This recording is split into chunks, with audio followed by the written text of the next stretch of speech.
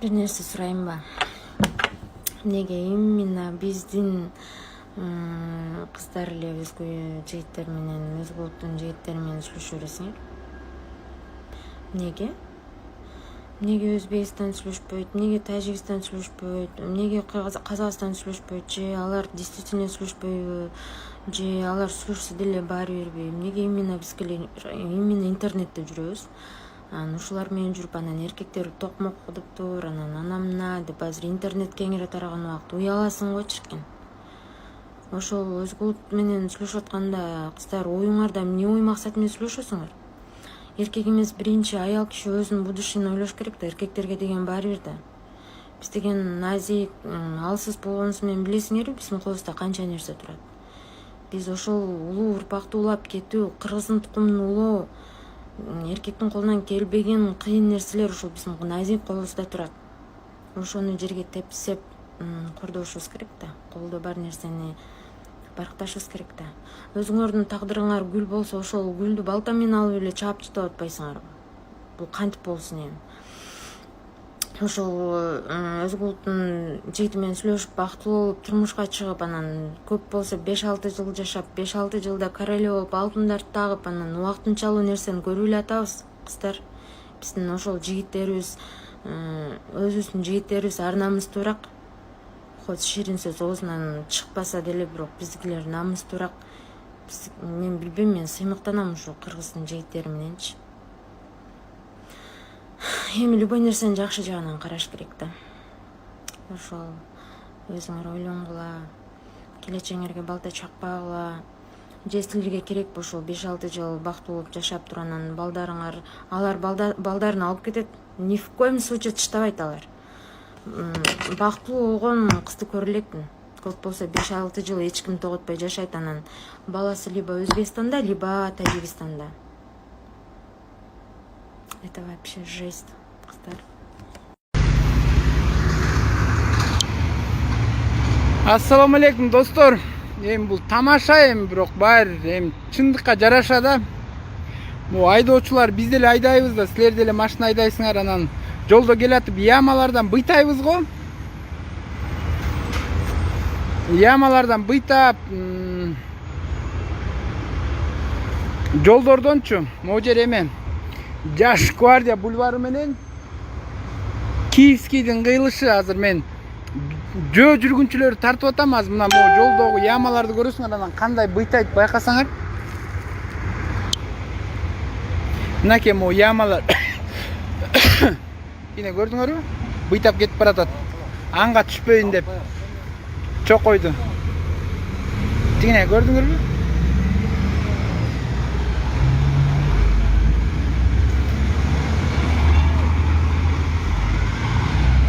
Мына бул кичинекей бала да быйтады.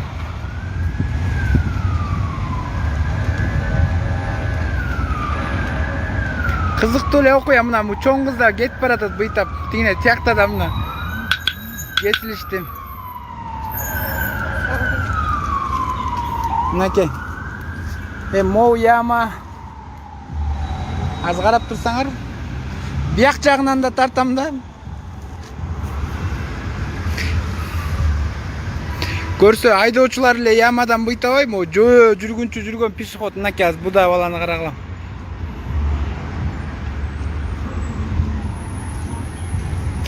Чуңкурдан быйтап кетти. Мынакей тиги жерде карап туралык. Мына.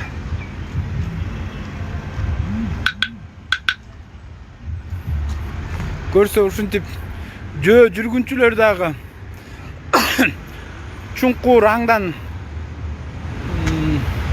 чокоюн жыртып албайын деп үнөмдөйт экен да. Мынакей бу жигиттерге карап турсаңар. Өтүп кетти. Бу кыздарды көрөлүк.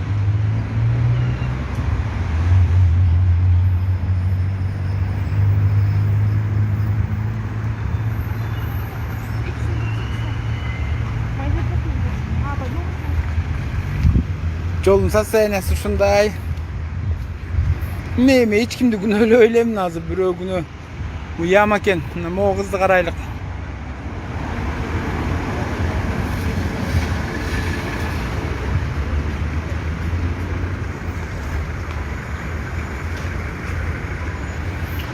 баланы карайлык. Мынакей.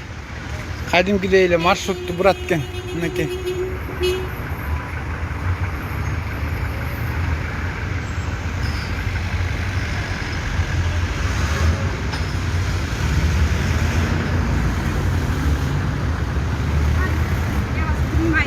Ямадан быйтады.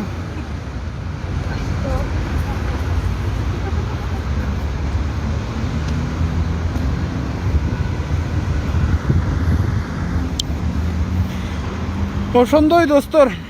Жалпы Жаш гвардия бульвары Киевскийдин кесилишинде айла жок эми, айла жоктон ушундай өзүмдүн элге берип аткан маалыматыма негизи жараша эле карап кылдым да, бирок мен могу Бишкек шаарынын мэриясына кайрылат элем. Жалпы эле Кыргызстан боюнчачы бизде сары таш чыгат, мрамор чыгат, гранит чыгат, таш толтура, ошолордун негизинен тротуарлар салсак жакшы болмок, сапаттуу да болмок да. Мейли силерди урматтап, Ташчекинг лабораториясынын негиздешчүсү Акжолтой Тукунов. Жакшы роликтер болсо жөнөткүлө, сапаттуу, далил менен, жалган эмес, бирөөнүн абийирин ачуу эмес, мүшкүл ишти көрсөтүүнүн негизинде.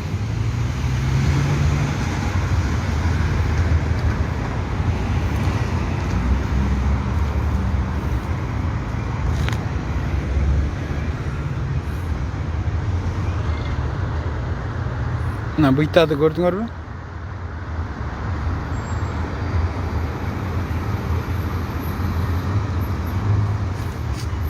Тиги ямадан да быйтады. Көрсө жүргүн жөө баскандар да быйтайт экен да, мына.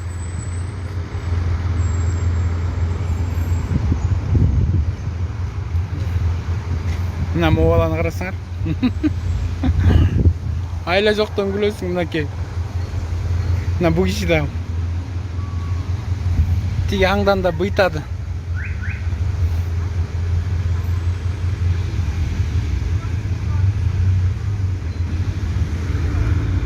Жакшы анда. Ассаламу алейкум. МТУнун өкүлү. Бул мына Садыгалиева көчөсү. Тетиже Кудайберген базарында. Могу жол кыштан бери жасалбай турат. Ушуну ишине Бишкек асфальт сервиске заявка кылып берип койгулачы ушуну. Силер бербесеңер бастагылар өздөрү келип карабайт да. Мына машиналар кыйналып өтүшөт постоянно могу жерденчи. Могу жерлер жолдор чөгүп кетти, мындай болуп. Мындай болуп чөгүп кеткен. 1-2 жыл эле болду ушул жолду жасалганыначы.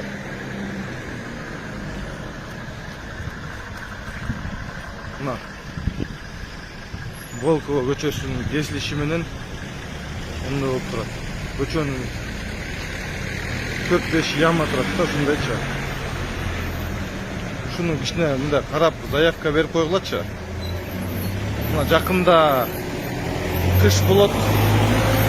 Ошол бойдон да жасалбай калат. Кыш болгондо могулар тоңуп машиналар вообще өтө албай калгандай болот могу жерчи. Мына машиналар мына мындай болуп ямалар кирип атат. Замандаш, мына сиз азыр Facebook баракчасына өзүңүздүн оюңузду билдирдиңиз эле. Азыр сиз вице-мэр Азамат Сагындыкович түшүндүрүп берген түшүндүрмөсүнө канааттандыңызбы?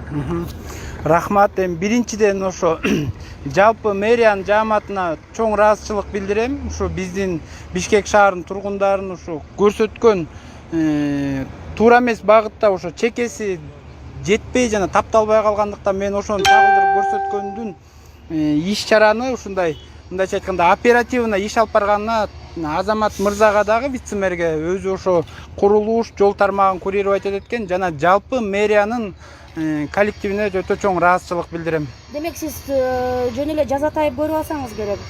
Эми жазатайып десем аз жалган болуп калат. Ошо именно ошо багыт кошулган жеринин тонкости болгон жукалыгы, бирок ошо башы гана жука болгон экен. Калган жери мына специалисттер далилдеп берди.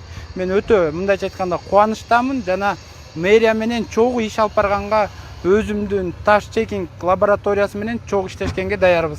Рахмат Туура сизге. биз дагы кошумчалап коюшубуз керек. Чынында айтылган жанагы сын пикирлерди да биз туура кабыл алышыбыз керек. Чынында ушул жер толугу менен бүткөн эмес. Себеп дегенде бизге жанагы мына моюл жерде көрүп тургандай, өзүңүздөр көргөндөй тогуз стандарттын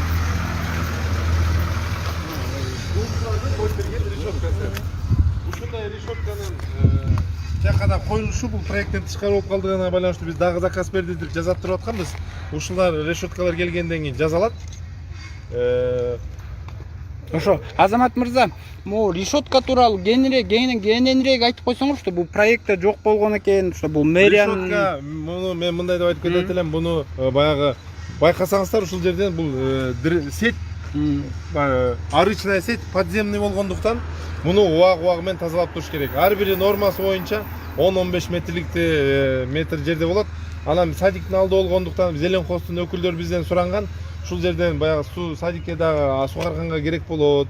Керек ушуну кошумча 2 жазап берип койгулачы дегенден биз Кытай тарапка тапшырма бергенбиз. Биз дагы талап койгонбуз. Ошого байланыштуу проекттен тышкары бул гана болуп калаткан жер.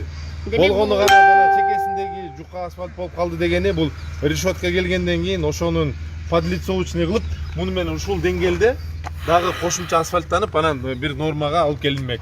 Бул жумуш сөзсүз түрдө негизи эле жасалмак, бирок дагы эми жалпы шаар тургундарыбыздын көзөмөлү менен 2 эсе жакшы болуп жасалат.